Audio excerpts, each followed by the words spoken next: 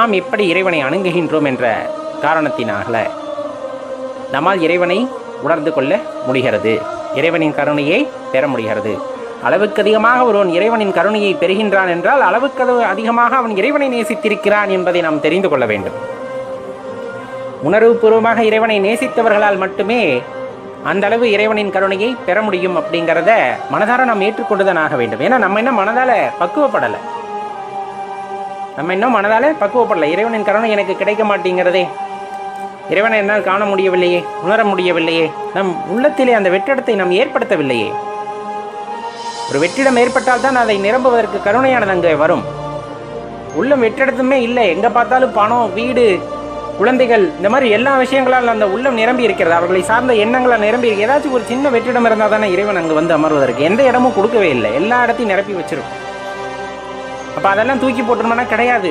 இறைவனுக்குன்னு தனியாக ஒரு பகுதி, இறைவனுக்கான அந்த தனித்துவமான பகுதி, அந்த வெற்றிடமானது உள்ளே முதலில் உண்டாகிவிட்டால் அதை நிரப்புவதற்காக இறைவன் வரும்போது நிரம்புகிறார். அந்த சுவையின் காரணமாக, அந்த நேரத்தில் இறைவனை நினைக்கக்கூடிய அந்த சுவையின் காரணமாக அது மீண்டும் மீண்டும் தாகமாக மாறும். ஏன்னா அந்த அன்பு மிகப்பெரியதல்லவா, அந்த சுவையானது மிகப்பெரியது.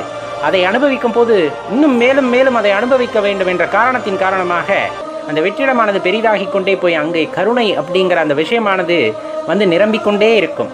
அன்பே வடிவமாக நீங்கள் மாறுவீர்கள். அது உங்கள் கையில் தான் இருக்கிறது.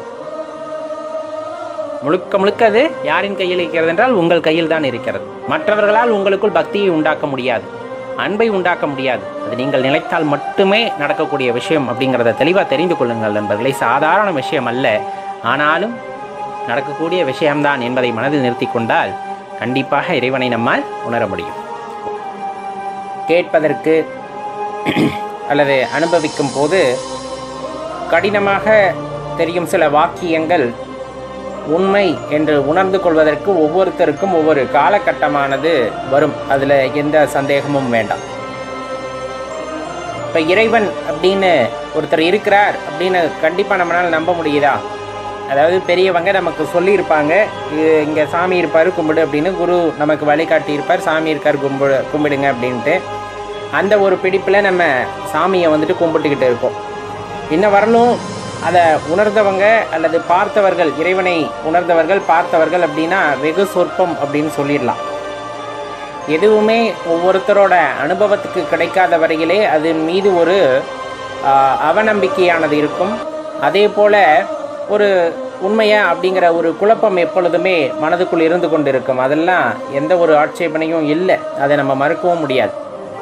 அதற்காக இறைவனை வந்து என் முன்னே நிற்க சொல் அப்படின்னு சொல்லக்கூடியவங்களோட வாதம் சரியானதா அப்படின்னு கேட்டோம்னா அதுவும் ஒரு பொய்மை அப்படின்னு சொல்லலாம், அவங்க ஒரு இயலாமை அப்படின்னு சொல்லலாம், அல்லது ஒரு ஆணவம், அகங்காரம், இந்த மாதிரி நிறைய விஷயங்களை சொல்லலாம். இப்போ நம்ம அழைக்கின்றோம் அப்படின்னா நம்ம வீட்டில் இருக்க காவலாளி கூட உடனடியாக வர்றதில்லை, எதுவுமே எதிர்பார்க்காம வர்றதுங்கிறது கிடையாது. அல்லது நம்ம நண்பர்களாக இருந்தாலும் சரி, உறவினர்களாக இருந்தாலும் சரி, இப்பயே பார்க்கணும் அப்படின்னா வருவாங்களா அப்படின்னா கிடையாது. அதற்கான கால நேரம், அவர்கள் வந்துட்டு அந்த நேரத்தில் வேலை இல்லாமல் இருந்தால் நம்ம அழைத்த உடனே வருவார்கள், இல்லைன்னா இந்த வேலை இருக்குது அப்படின்னு சொல்லுவாங்க. இது சாதாரண மனிதர்களிடையே காணப்படுகின்ற விஷயம். அப்போ இறைவன் அப்படிங்கிறவர் சிருஷ்டிகர்த்தா அப்படின்னு சொல்லக்கூடிய அந்த பேராற்றல் வந்து என் முன்னே நிற்க சொல் அப்படின்னா அந்த அளவுக்கு நம்ம வினை பயன், நம்ம செய்த வினையின் பயனானது அங்கே இருக்கிறதா அப்படிங்கிறத கேட்டு பார்க்கணும். ஏன்னா மணிவாசக பெருமானை வந்து இறைவன் பார்ப்பதற்காக வந்து காத்து கிடந்தார் அப்படின்னு சொல்லுவாங்க. அப்போ அவரோட வினை பயன் அப்படிப்பட்டது. எப்போ மணிவாசகர் வந்து தன்னுடன் வந்து சேருவார்னு இறைவன் காத்து கிடந்ததாக குறிப்பிடுவார்கள். அப்போ அதுபோல வினை பயனை நாம் பெற்றிருக்கிறோமா அப்படிங்கிற ஒரு கேள்வி எழுப்பணும் இல்லையா? நமக்குள்ளே அது எழுந்து அதற்கான விடையை தேட வேண்டும்.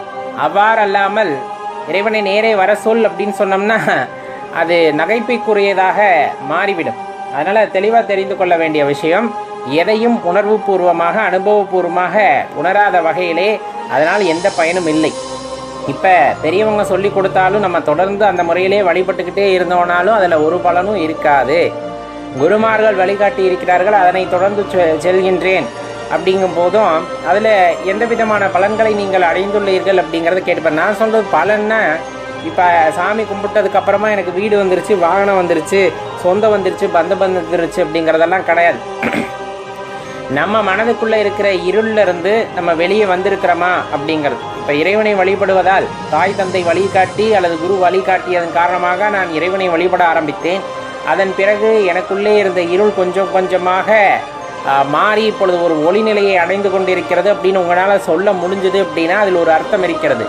எதுவுமே இல்லாமல் நான் அப்படியே போய்கிட்டே இருக்கேன், அவங்க காட்டிய வழியிலே போய்கொண்டே இருக்கிறேன், இன்னும் ஒரு முன்னேற்றமும் இல்லை, ஒரு உணர்தலும் இல்லை அப்படின்னா தெளிவாக தெரிந்து கொள்ள வேண்டியது, எப்போவுமே இறைவன் பிள்ளையார் சொல்லியை பெற்றோர்கள் மூலமாக குரு மூலமாக போட வைக்கின்றார்.